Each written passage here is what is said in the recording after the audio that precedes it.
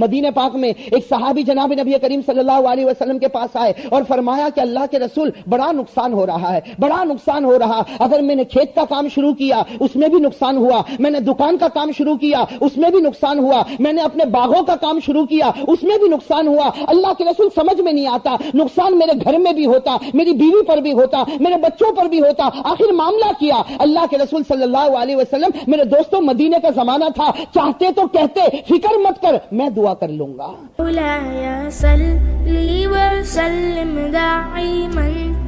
خیر میرے دوستو، ابھی آپ کے سامنے یہ حاضر ہوا ہوں، یہ پہلی رات ہے، تھکا ہوا بھی ہوں، لیکن ایک بہت ضروری بات آپ کے سامنے لے کر آیا ہوں، خاص کر کے یہ مبارک راتوں میں تو یہ عمل کرنا چاہیے کہ اللہ کا بہت بڑا احسان ہے کہ اللہ نے ہم کو کلمہ دیا ہے، یہ اللہ کا بہت بڑا احسان اور کرم ہے، ورنہ وہ چاہتا تو ہمیں معلوم نہیں کیا سے کیا بنا سکتا تھا، لیکن اللہ کا کرم ہے کہ اللہ نے ہم سب کو کلمہ دیا۔ تو میں چاہتا ہوں کہ یہی دو باتیں ہم سب کے سامنے آ جائے کہ یہ جو کلمہ اللہ تبارک و تعالیٰ نے ہم کو دیا، لا الہ الا اللہ، اس کا صاف اور سیدھا مطلب ہے کہ اگر ہمیں کسی کی عبادت کرنا ہے تو صرف اللہ کی، اگر ہمیں عبادت کرنا ہے تو صرف اللہ کی، اور یقیناً ہم سب اللہ ہی کی عبادت کرتے ہیں، لیکن ایک بات بہت ضروری ہے کہ کبھی کبھی ہمارے عقیدے میں تھوڑی گڑبڑ ہو جاتی ہے اور ہم کو اس کا پتہ بھی نہیں چلتا، بہت سی مرتبہ ہماری ماں بہنوں سے یہ باتیں ہو جاتی ہے اور ہم کو اس کا پتہ نہیں چلتا، حالانکہ جناب نبی کریم صلی اللہ علیہ وسلم نے فرمایا کہ کبھی کبھی تم اپنی زبان سے ایسی بات کہہ دیتے ہو،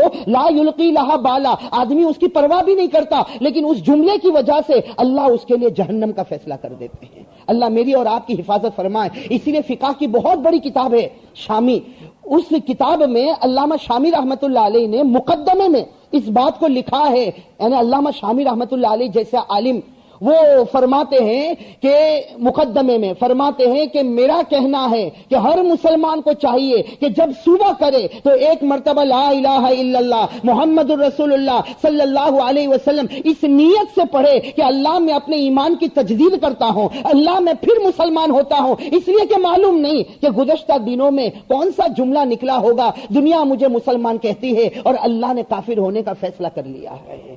اس لیے میرے دوستو یہ ایمان کا معاملہ بڑا نازک ہے، بڑا نازک ہے، اس لیے میں تو کہتا ہوں کہ بھائی ٹھیک ہے آدمی بیمار ہوتا ہے، کبھی کسی ڈاکٹر کے پاس جاتا، کبھی کسی ہومیوپیتھک کے پاس جاتا، کبھی کسی آیورویدک دوا کا استعمال کرتا اور کبھی کسی تعویذ والے کے پاس جاتا، میرے دوستوں میں کسی کا انکار نہیں کرتا، لیکن یہ ضرور کہوں گا کہ ہمارا نظریہ اور ہمارا عقیدہ یہ ہونا چاہیے کہ شفا دینے والی ذات اللہ کی ذات ہے۔ اگر کوئی یہ کہے کہ میں نے گلے میں تعویذ باندھا جس کی وجہ سے مجھے شفا ملی، میرے دوستو علماء نے لکھا ہے کہ یہ کفر کا اندیشہ ہے۔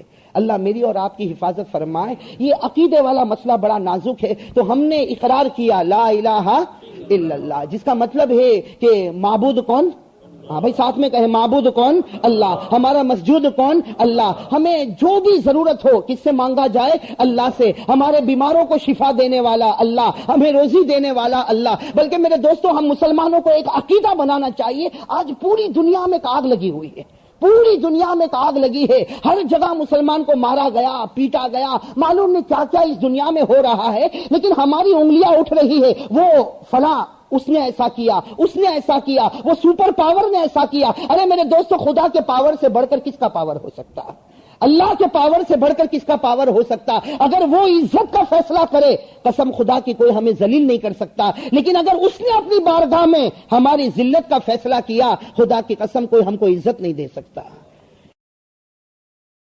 اسی لیے میرے دوستو یہ لا الہ الا اللہ اگر مضبوط ہو جائے تو جب ہمارے اوپر حالات آئے تو ہماری انگلی کسی اور کی طرف نہ اٹھے، سب سے پہلے انگلی اپنی طرف اٹھے کہ یہ میری بدعمالیوں کی وجہ سے یہ معاملہ ہوا۔ ارے میرے دوستو مدینہ پاک میں ایک صحابی جناب نبی کریم صلی اللہ علیہ وسلم کے پاس آئے، مدینہ پاک میں ایک صحابی جناب نبی کریم صلی اللہ علیہ وسلم کے پاس آئے اور فرمایا کہ اللہ کے رسول بڑا نقصان ہو رہا ہے، بڑا نقصان ہو رہا، اگر میں نے کھیت کا کام شروع کیا اس میں بھی نقصان ہوا، میں نے دکان کا کام شروع کیا اس میں بھی نقصان ہوا، میں نے اپنے باغوں کا کام شروع کیا اس میں بھی نقصان ہوا، اللہ کے رسول سمجھ میں نہیں آتا، نقصان میرے گھر میں بھی ہوتا، میری بیوی پر بھی ہوتا، میرے بچوں پر بھی ہوتا، آخر معاملہ کیا؟ اللہ کے رسول صلی اللہ علیہ وسلم، میرے دوستوں مدینے کا زمانہ تھا، چاہتے تو کہتے فکر مت کر میں دعا کر لوں گا، بھائی چاہتے تو کہتے میں دعا کر لوں گا، یا کوئی وظیفہ بتاتے کہ 2 رکعت نماز پڑھ لے، لیکن ہمارے نبی نے نہ کوئی وظیفہ بتایا، نہ یہ فرمایا کہ میں 2 رکعت نماز پڑھوں گا